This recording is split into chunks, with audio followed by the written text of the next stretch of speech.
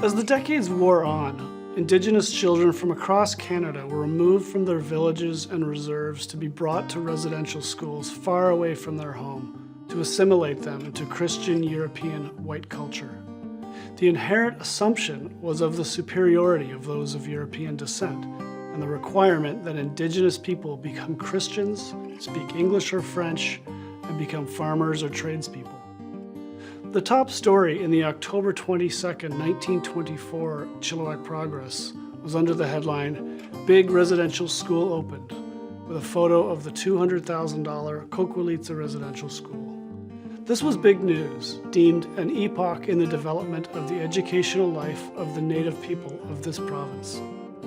The Methodist Church ran Coquilitsa, one of the many churches that ran the schools across Canada under Ottawa's direction. 16 years later, in the December 14, 1938 Progress, an article with the headline, "A World Within a World" best describes Coquilitsa Indian Residential School. The writer must have given a tour of the big brick building, said to remain much of a mystery to the average resident of Chilliwack and district.